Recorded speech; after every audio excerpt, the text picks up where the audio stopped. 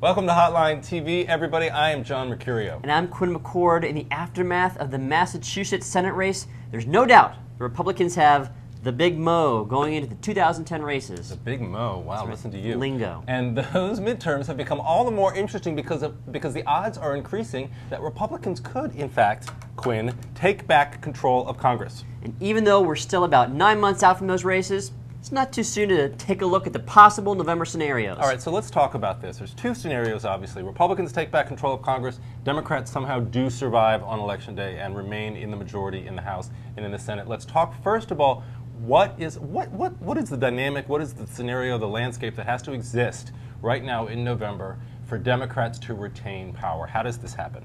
Well, you know, if there's one Senate race that would sort of give me an initial clue into what's going to happen, right. I would say it's Illinois. Because if Democrats can keep control of Illinois, beat Mark Kirk with whatever Democrat is nominated, that tells me Republicans cannot win the Senate. Okay. I mean, they're not going to win these other races like Wisconsin, Indiana, or New York, unless they can win like what is right now a toss-up Senate seat. Okay, but if they lose Illinois, that becomes a national, I think, message that it's a repudiation of Barack Obama and of his party and of his administration, the first 2 years of his administration. I think a couple things need to be the case in November for Democrats. I think you need to have an unemployment rate that's lower. They want it much lower, but lower than 9%. Okay. I think that you talk to the NRCC and you talk to the NRSC, and the bumper sticker that they want to put on the 2010 campaign is, where are the jobs, Mr. President? If we aren't seeing at least the beginning of a jobs recovery for the economy, and it needs to be, I think, in that number, in the unemployment number in October, heading into November, I think that's a big, big problem for the Democrats. If we're still talking about anything in Washington other than the economy, another challenge, I think, for Democrats. True. And then I think that the other thing I put on it is that they need to end the retirements, especially in these competitive blue dog, red conservative districts where we've seen recently, just the other day, Marion Barry decided to retire. If there's 5 or 6 more of those, I think it becomes increasingly hard for Democrats to hold on. You stole my point, John. I'm sorry. That's okay. You're totally right, though. Democrats are going to keep control of the House, just keep down retirements. And, you know, as our man Tim Sott has pointed out, all these Democrats have said they're going to run. You know, Marion Barry said he was going to run, but has retracted that, obviously. So we can't be sure. But it's possible there might be no more retirements if they're the next one, of team course, players. The big name coming out, Budget Chairman John Spratt. Will he, in fact, stay in his race, even though he faces a strong Republican challenger? Yeah. All right, let's talk about the other possible scenario. Republicans strike back. Take back control of the House and the Senate. Obviously, they need to pick up 40 seats in the House, 10 seats right now with Scott Brown's victory in Massachusetts. In the Senate, Quinn McCord, how do they do that? Well, I'm going to talk about the House first. All right. And I think the key for Republicans to take over the House is obviously win all these open seats, but I also think it's knocking off some of these Democratic incumbents that actually survived in '94.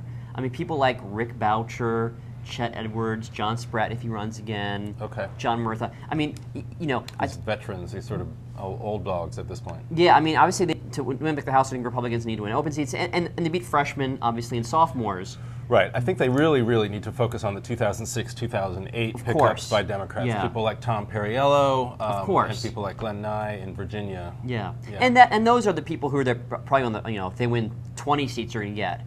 But I mean, to win sort of the 40 seats, right. I mean, they really, I think they've not beat all these guys, but they've got to tap into these long-term veterans who've been around forever. That's a good point. Like Boucher, whoever, Right. You're right. To get to the 40, they need to dig deeply into that. And I think on a national level, you need to have an Obama approval rating.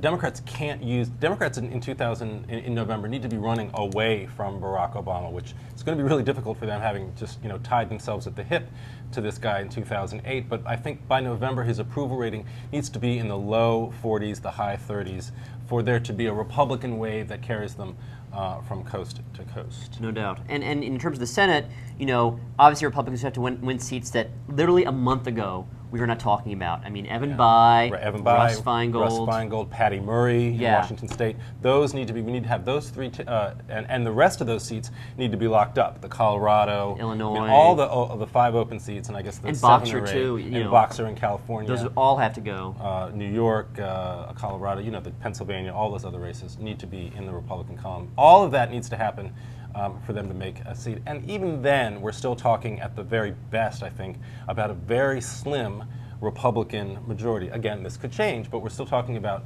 just a 1 or 2 seat majority in the Senate if all this happens in their favor, and half a dozen seats in the House. Yep, no question.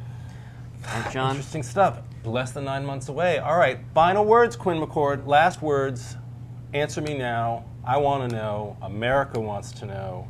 Which chamber is more likely to flip?